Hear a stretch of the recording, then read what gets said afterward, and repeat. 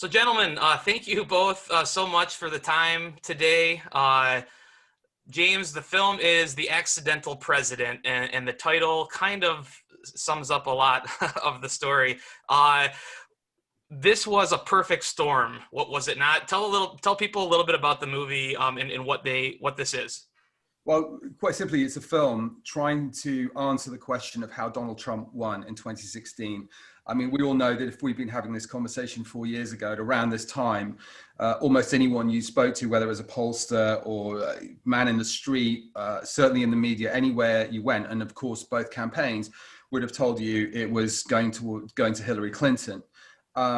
So we decided to, and by the way, you can hear from my accent, I don't have a vote here. I'm looking at it from the outside, but with an insider's understanding of how campaigns work. And I've said it before that they're essentially a marketing competition, and the prize goes to the person that can tell and sell their story most convincingly. And of course, in 2016, those skills were much better commanded by Donald Trump than Hillary Clinton. Well, I got to take you back. I was with Scott Walker.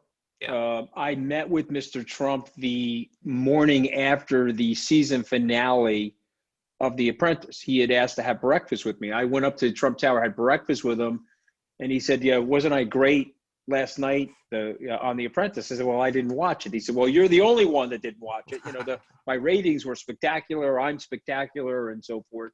And I laughed, and then he said, "I'm running for president." And I laughed. I said, "You're not running for president. It's a publicity stunt." "Oh, no, I'm running for president. I've got Corey Lewandowski," started naming the people that were down on the fifth floor below us. And I said, "Well, I'm with Scott Walker." He says, "Oh, he's a lightweight. I'm going to knock him off the field." I said, "Well, then if you knock him off the field, I'll be with Jeb Bush because that's where my clients are." And he said to me that Jeb had low energy. Okay. And obviously he used that in the game. I laughed. And I said, "Well, I'll tell you what, if you knock both of those guys out, I'll come work for you." He was like, "Okay, good." And then literally when Jeb came out of the race, about 2 days later, he called me and he recruited me. And I'm not one to revise history, Tom. I was excited about it. I thought it was fun. I didn't think he was going to win. He didn't think he was going to win. And we had a lot of fun on the campaign. What did you learn, James, from the making of this film? Because I know you're trying to chronicle, history and exactly what happened, but what was the insights that you gained from making this? Well, I think everybody, as you rightly say, we interview people from the left and we interview people from the right. And I think to most people, they're not telling what I call news consumers anything brand new.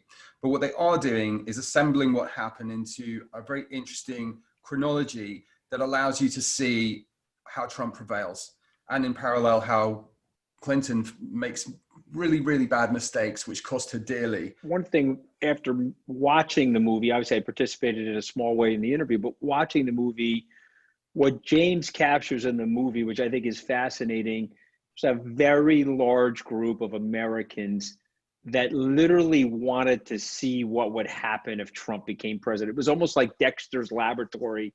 They were sitting there, they were in middle school, giggling. They said, "Okay, let's vote for this SOB and see what happens." And Sure. I think James does a masterful job of capturing that. They actually have to watch the movie to really get that. And I have to confess to you guys, I didn't get that until I watched the movie. Sure. I was like, okay, you got Republicans and Democrats, but there was something else going on. There was like, okay, wait a minute. This guy was a reality television star. Let's see what he would be like as president. And you could see the hands sort of moving, as people were thinking about the sinister nature of it. A lot of these political documentaries, I feel, not that there's a problem with them, but the real problem is that the people that really need to be watching these films are probably not going to watch them because they instantly say, "Oh, that's going to be a hit job on my president." How do you break through to get this in front of the audiences that really need to see, this sort of movie?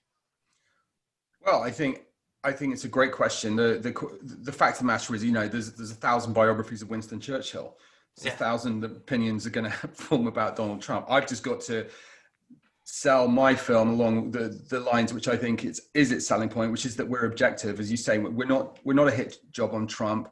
I'm not a voter here. I'm looking from the outside in a sense, and I'm just trying to make sense of it. But, also in the world market, the president of the United States is the leader of the free world, and the whole world looks to America and American politics in a way that Americans don't look into other countries.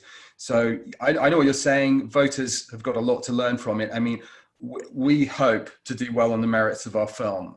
It's very easy to do a hit job on anybody, Sure. but I think to try and make a piece which objectively deconstructs what's happened is probably far more useful. It's not really for me to pay myself that compliment, but I hope others will, and I hope it will be seen as a worthwhile presentation of the facts as they unfolded in 2015 and 2016.